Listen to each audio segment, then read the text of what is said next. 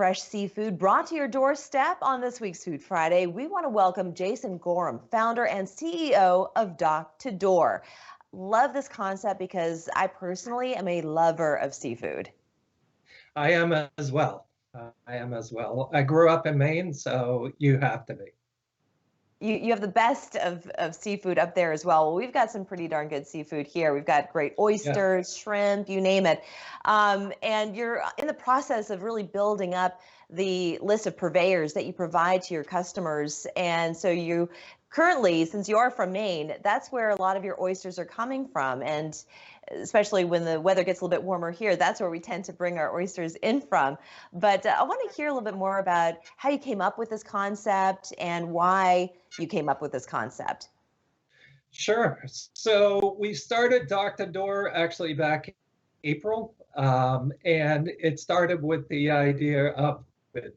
Obviously, with restaurants being shut down in Charleston, we understood that the supply chain would be broken as well, right? So you typically have fishermen, fisherwomen that are either delivering directly to the restaurant and or the restaurants picking up and or delivering to a marketplace, a seafood store. And so when that happened, I realized very quickly you had a problem. So I created this multi-vendor seafood marketplace to help that supply chain and to help fishermen. And when you're talking about Dock to Door, it sounds like the connection there is pretty direct and quick. So how do you make that happen? Let's say I go onto your website and I feel like ordering some oysters for a dinner party. How does this work? Yeah, so you come to the site, you pick your vendor. So let's say hypothetically, Ayers Oysters is one of the vendors we have on the site. You choose your quantity and then you check out. So then Ayers will receive the order from us. They will fulfill it. Typically, they'll pull the oysters right out of the water. They will package it and then it gets FedEx or UPS overnight, and it shows up on your door. So that quick. Yes, it's really that quick. Yeah. And besides oysters, what other seafood purveyors do you have? So we just brought on a caviar company out of North Carolina. They went live yesterday. And so they offer various types of caviar. They offer U.S. caviar. They offer caviar from Poland, around the world they're offering.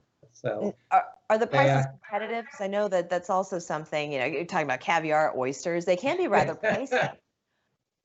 It can be pricey, yes, but we feel that it's competitive. A lot of it is free shipping included as well.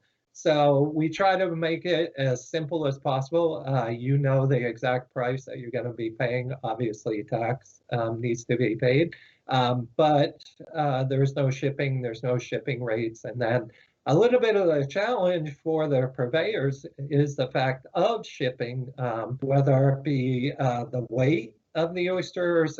Shipping costs are fluctuating, but they definitely manage it on their end. And another option is local pickup. So do you also foresee adding fish and shellfish to your purveyor list as well?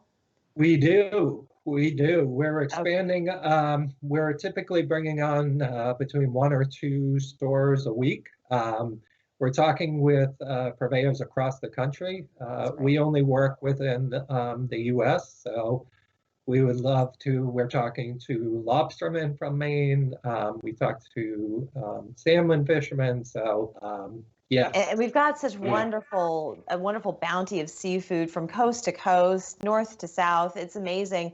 So really, it's the fruits of the sea can be yours. Well, this has been so much fun chatting with you, and we're of course going to share that with our viewers. It's also great that you're helping these local fisheries stay in business. Like you said, with the restaurants closed down, not only are you making it easier for the consumer, but you're also giving business back to those who are out there cultivating all of this wonderful food for us. So congratulations on your new business, Jason. Thank you very much. I appreciate your time. Thank you.